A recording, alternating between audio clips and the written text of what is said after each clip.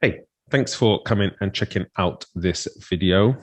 Today, I will be reviewing the rather poor performance by Arsenal against Crystal Palace. Lots to talk about. Not much of it is good, so let's get into it.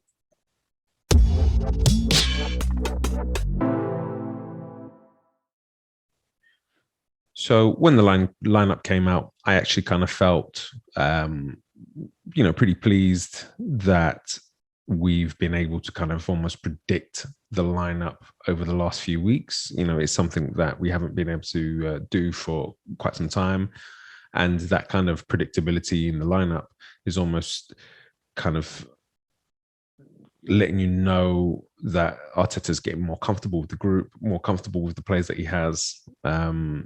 And there's a better chance for a bit of continuity, players to come and show that they're working together in training, etc.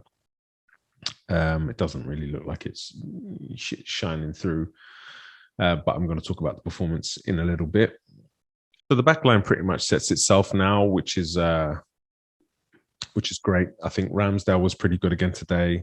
You could see he's still giving out information, still, bossing the box, bossing the edge of his box, talking to players about getting out, and he's giving good instruction. At the back line, not bad today. There was a few elements of bad defending, but on the whole, looked pretty solid. Didn't really mind Pepe starting the game, to be honest, and actually feel like he wasn't the worst player on the field. Midfield, I don't like the 4-3-3, but we'll get onto that in a second. But the players, that we're able to choose, I think are definitely good enough to be going out and being competitive in these games. The formation, the 4-3-3, I'm not a fan of. I can see the JDP principles that Arteta wants to play by. And so by that token, I can understand wanting to play the 4-3-3, having the 8 and the 10, pushing forward, but playing in a separate horizontal line to the front three, creating that classic W shape that JDP espouses. But I just feel like the rotational understanding isn't quite there. I also feel like, especially on the left side, the left-sided centre midfielder seems to be playing in the same vertical line as the left forward who comes inside when it's Smith Rowe, for example. When it's Saka, he still comes inside to join the game. And so you end up losing the angles and losing the passing opportunities and the opportunities for penetrative passes. So I just feel like the personnel that we have, it doesn't suit at the moment. You compare it to Pep Guardiola, where the wide players kind of play like wide players, and they're looking to make that outside to inside run for through balls from that 8 or 10. And we just don't seem to have that. Our wide players don't perform in that way. And so I'm interested to see how it will look moving forward with the 4-3-3. But at the moment, I don't see it working. For me, the 4-2-3-1 is definitely more our way of playing. I think it's a formation that suits us better with the personnel that we have.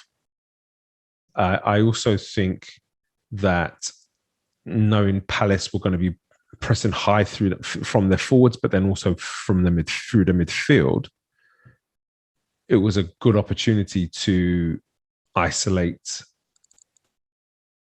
Odegaard with Milivojevic if we'd have played with Odegaard at the point of the triangle.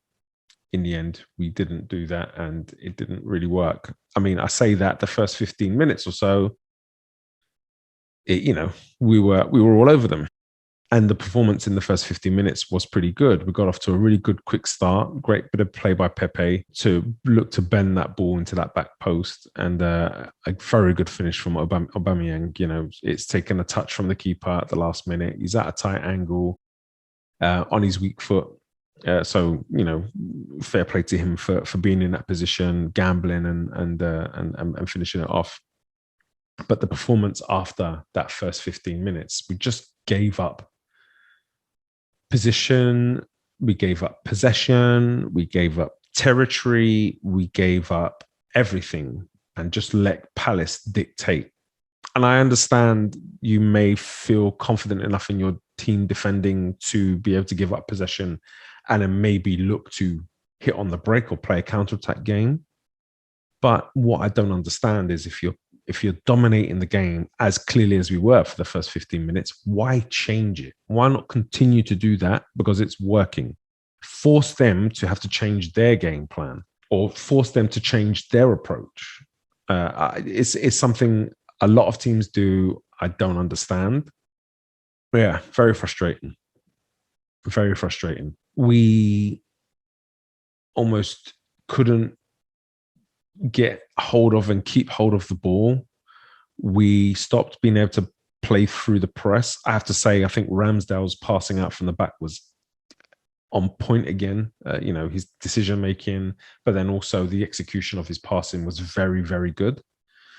But on the field, as I was mentioning about the JDP rotations, you could almost see at times everybody was in a line. And so, especially in the second half, all of the forwards are playing in the line. And then Odegaard has drifted off wide somewhere. So there's nobody in the 10 spot. None of the forward players are coming into the 10 spot. No one's dropping into the 10 spot. Everyone's in a line up against the defender.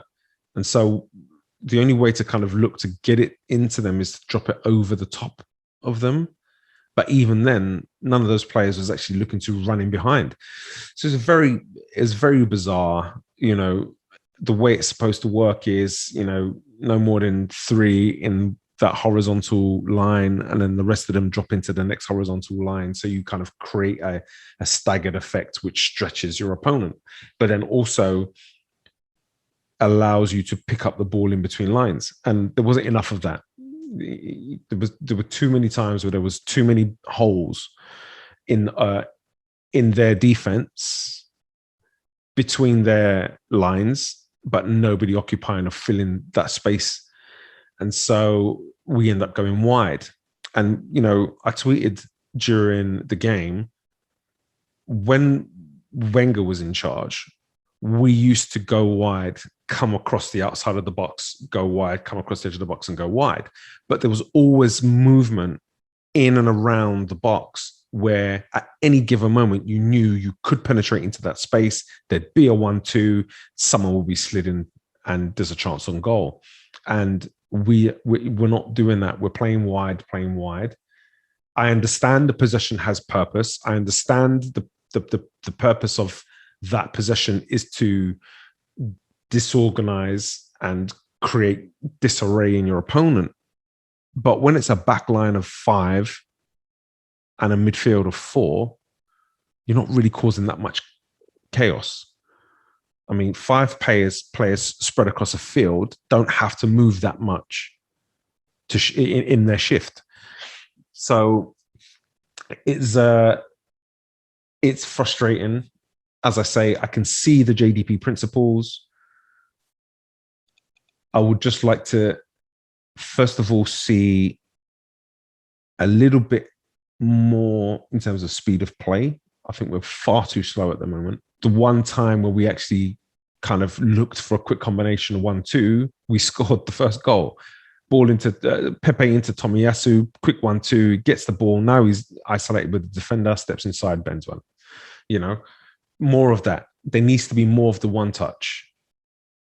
And not just in the final third, all over the field. You're not going to break down a press if you can't play through the line quickly. And this is why we're not able to pin teams into their half.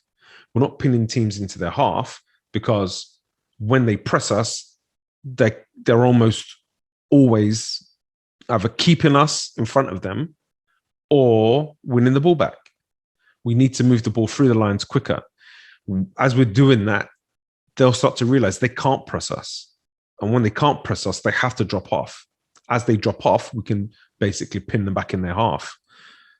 We are playing a game where there are too many swings in the game. There isn't momentum throughout the game like there was again in the Wenger days. You knew that you were going to have 60 to 70% of the possession. You were going to boss the game. You were going to boss the direction of the game. Just Wenger's team couldn't defend. So breakaways, we got caught. At the moment, you're just never confident that there's going to be a consistent amount of possession, which leads to consistent pressure. We're too happy to give up possession. We're too happy to give up the ball. The high press worked really well in the early part of the game, but then it became very disjointed.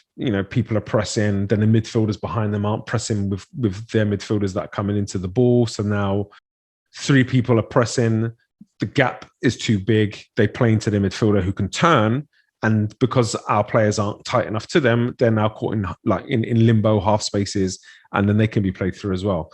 You can see in flashes the idea. And I know that in a couple of months, this won't be flashes anymore, but it's still frustrating. It's still frustrating to watch.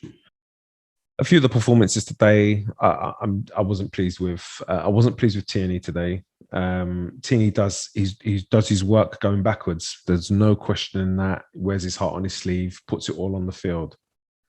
But going forward today, he was just so negative. Ball into his feet. First touch was very rarely positive. And we just found out this week, he's the fastest player at Arsenal. So ball into his feet, draw that defender in, push the ball past and sprint onto it. You're playing against Ward. Honestly, you could have had Ward booked in the first 15 minutes by just pushing the ball past him and trying to run past him and forcing him to pull you back. And then he's walking a tightrope. He can't get too tight to you. Now you can start to play your combinations to get around him. But every time the ball came in, the first touch was negative. The ball went backwards. And it's not the Tierney I'm used to. It's not the Tierney I want to see. I haven't seen him go marauding down the line to put a ball in quite some time. Or not one that I can remember anyway. And so that's a little concerning for me. I'm not sure if that's instruction-based. I don't imagine it is. Maybe he felt that Saka playing in the first half, Saka playing on that left-hand side was maybe taking up his space a little bit. I don't know. But, let's see how the next game goes. Sambi, I thought, was pretty good. He's getting a lot of blame for the goal. And I can understand that because he's the one that lost possession and, we never regained it before they scored. But he's almost 2/3 of the field away from his own goal. The possession is lost and there are still defenders to do the defensive job. They never did their job. The shot comes in and White's not close enough. And I understand he doesn't want to be beaten for pace by Edouard, but he's in his own box pretty much when the shot comes in. You can only retreat. You've got to set a line of confrontation somewhere. At some point, you've got to confront and stand the player up. And so I think it's harsh on Sambi. Sambi's 100% long balls in the game. 2 lost possessions, 98% pass success, 50% of his duels won. Statistically, it was an okay performance, and I don't say that to take anything away from him. I think of all of the players, they were pretty much okay. There was no one that was, exceptional, other than really Lacazette, who came on and added real energy to the game. And speaking of Lacazette, his ability to raise energy and to raise intensity is fantastic. And based on that alone, he should play. I thought he linked up really well with Aubameyang. I really enjoyed watching their kind of little 1-2s and, the third man runs being found by one of them. I still maintain, I think they can play together. I'd like to see it, maybe try it a few more times. When we play with the 4-3-3, especially because we don't have a 10 in that central spot, it's kind of made for Lacazette to come into that space and look to link up. The problem that we have is we don't really have anybody that goes beyond him if Aubameyang's not playing. And so, there's a bit of a selection nightmare there. But I thought he was brilliant. He was my man of the match. Thoroughly deserved his goal just for his endeavour and his work rate. Hoping he gets, a good amount of time on Friday. Looking at the style of the Arsenal team, they, as I said, the structure's there. I can see, the rotations are there sometimes, and you'll find that almost all of the good parts of the game come from JDP structure and from JDP principles. The problem is it's very inconsistent because it's being learned at the moment. And for anybody that seems to think that you should be able to pick this up in no time at all, I can honestly tell you, when you're working with a group of players, it doesn't matter how intelligent they are in terms of the understanding of what it is that they're doing. It's still about interaction. And that takes time. The chemistry takes time. Understanding that when I do this, you're going to do that. It takes a little bit of time. So I'm looking for structure and I'm looking for patterns and I'm seeing them, but it's very inconsistent at the moment. I do think it will get better as time goes on. And so I'm not down in the dumps about it just yet. One of the things that I am concerned about is the lack of freedom in the players. They don't seem to be able to play creatively in terms of combinations, in terms of flicks, tricks, in terms of scooped through passes or, any of that kind of thing.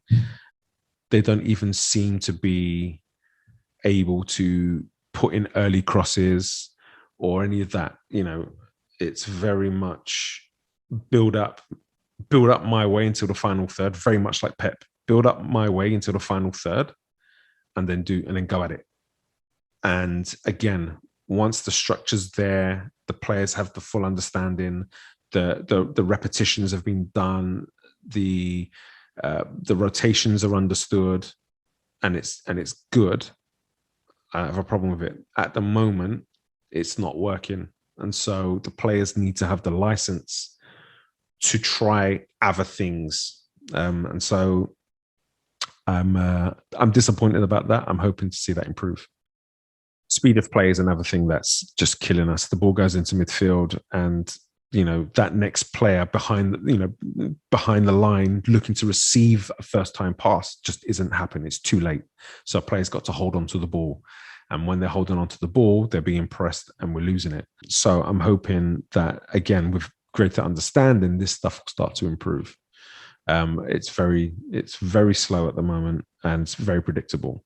And the last thing I'm going to talk about is this red card that should have been. I can't understand how, as a referee, you can look at Xhaka's red card or Xhaka's tackle where he has lunged in, and I'm not excusing it. He has lunged in, but he's won the whole ball. Hasn't made contact with the player or hasn't made enough contact with the player. But what we're saying is it's a reckless motion that could have endangered the safety of opponent. It didn't endanger the safety of opponent, but it could have. And because of that, we're going to give you a red card, even though he won all the ball. Then we're going to say MacArthur today didn't touch the ball, absolutely endangered the safety of the opponent. You think he's hooking the ball over his head, plant foot in the ground, which means all of his weight is going through that one leg, and he gets a pretty heavy kick on an area of the leg where there's a thin bone. You're endangering your safety. You're not touching the ball, but somehow we don't think that's a red card. Somebody please make it make sense. I can't understand it. It makes no sense to me whatsoever. I don't want to keep harping on these referees, but at some point, somebody's got to say, like, seriously, this is enough. If we were to present a book of evidence of some of these decisions, it's very difficult to argue that there isn't something happening. I mean, just my mind boggles. It really does. That's my review of the game. Didn't really review the game. You know, a lot to gripe about, a lot that I'm not happy about. But I can see in flashes and in spells of the game some of the things that I'm looking out for as an indication as to what's coming in the future. I understand it's probably not ideal. And I understand also that people don't want to see flashes. They feel like he's been in charge for a long time, you know, and he should have done more. And to an extent, I would agree with that. But I will also say that there's been a lot to deal with for Arteta at Arsenal. I'm not going to go into all of that. Closer to Christmas, when I look at kind of reviewing my last Arteta in video, or why I'm Arteta in video, I'll review that closer to Christmas, and I'll go through all of the points then. But I just feel like now he's got players that are his own, that he trusts, that he believes can play his brand of football. Now is the time when we should start to see improvement, and it's not going to be in the first few games. You know, I understand we're 8 games into the season, but he's pretty much had this lineup for 5 of those games, and we've had international breaks, which means players go away, so he's not even able to work with them in training on this stuff. So their training days have been limited. And so I still say give it a couple of months, give it till Christmas. I'm optimistic, maybe more optimistic than I should be based on what I saw today. But I do think I can see a positive future from this Arsenal side. Thanks for watching. If you've liked the video, please give it a thumbs up. If you haven't subscribed already, please subscribe. If you want to get in contact, you can do so in the comments here, or you can go to my social media, sensible_gunner. And